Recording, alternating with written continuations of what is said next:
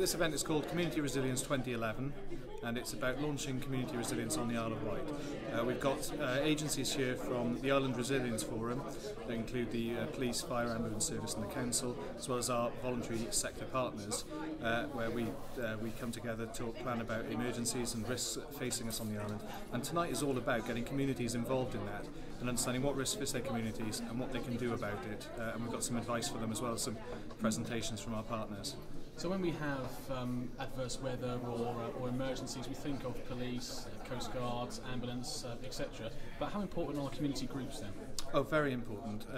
There will be times when emergencies happen that the emergency services will be pushed because of these circumstances, and they will have to prioritise to the areas that they can do greatest good. So there will be times when communities may be left on their own for 4 times during it. Think about recent bouts of adverse weather and snow that we've had, with some communities isolated for a couple of days.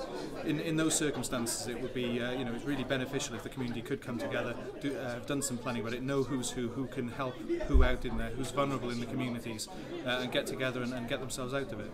And there are some high-profile community groups such as the Red Cross over here, but also some not so much low-profile, but ones that you haven't heard of, maybe the 4x4 Club, for example. Absolutely, yeah. There are a couple of groups that do a really sort of unsung hero type role on the island. They've really helped us out in recent years as an island. You've got, like you say, the 4x4 groups. There are 2 of those on the island that have helped us out in the snow and flooding. And you've also got groups like the Maritime Volunteer Service here tonight, who do a good job on the water and in flood assistance to the fire service. So yeah, there's a good mix of groups on the island, and obviously groups like parish and town councils can get involved as well. So yeah, something for everyone. My name is Dave Monday, and I'm a member of RAINET. Well, RAINET is an organisation there to help people in the event of a disaster or the radio system's gone down, power failures, things like that. We can stand in and help the police, fire brigade or ambulance with our equipment. It's basically, we're radio amateurs. It's all our own equipment, and we can stand in and help them in the case of an emergency, as I said. And that's basically what we're all about. It's just emergency communications. And many people may not have heard about you on the Isle of Wight, but do you have many members? How does it work? Yeah, roughly we have about 26 members at the moment, but there's hundreds of amateurs on the island who are obliged to stand in and help if the police request it.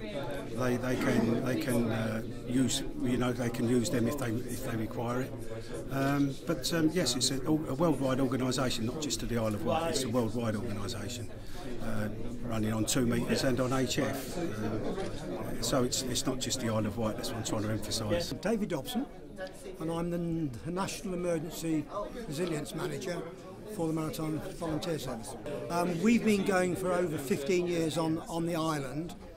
We work with the Isle of Wight Fire Brigade and the other voluntary sector organisations. Part of the work that we're involved in is with flood response with the fire brigade and other organisations. We also do marshalling and communications on both the water and afloat. We are what you would describe as a support organisation to the Cat 1 responders. As a voluntary organisation, we're not a dedicated service because it is voluntary, but we are support assistance to anybody who needs our services. We're trying to keep the maritime skills alive and keep things moving maritime-wise. On the island, we work with the harbour authorities. We work with the various other voluntary sector people. Nationally, we do the same all around the country. Each unit has got its own niche that it works with. We work very closely with the emergency planning department on the island. We also are on the resilience forum committees, not only on the island but for Isle of Wight and Hampshire. Also, we are represented on the MCA committees, and our aim is to offer our services to the community. and working within the community. Steve Apter, I'm the Chief Fire Officer at the Isle of Wight Fire Service. Community resilience is about bringing together those organisations, voluntary groups and the agencies such as ourselves and the police, so that we come together as one single community. So in the event of such things as floodings or those kind of events which can knock a community out, it's how can we build resilience so we can all get back to some form of normality as quickly as possible. Because the best solution isn't always the emergency services or the statutory agencies dealing with this. It's for local communities to take some ownership. So as a Chief Fire Officer, we're really supportive, very supportive of this approach. So how much do people like the fire service, such a major organisation, how much do you rely on community organisations and volunteer organisations? It's a good question. It's an increasing amount. We're seeing emergencies on a larger scale, internationally, but certainly locally on the island. We've experienced that. Last year we saw the events with widespread flooding and the snow. We can do what we can do with the resources we have, and we work extremely closely with our partners in the other agencies. But communities, and it's an increasing use, and I'll give an example, the 4x4 capability on the island for the emergency services is limited. So we use local volunteers of the 4x4 group. We've worked closely with the Red Cross as part of our victim support, fire victim support unit. So it's increasingly more important to work with those community groups to help them help themselves, really. It's like you say, if you're called out to an emergency, let's say you have to help someone who's been involved in an instance where you have to get to up a muddy path, for example.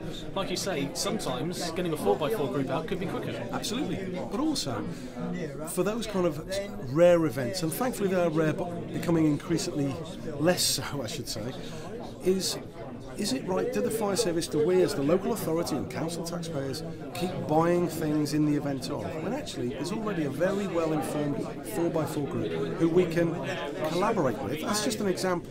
So it complements our service. It's not a case of trying to replicate something. And I think the event tonight brings together a really wide range of community groups. And I think there's a lot more we can be doing over the next few months and coming years.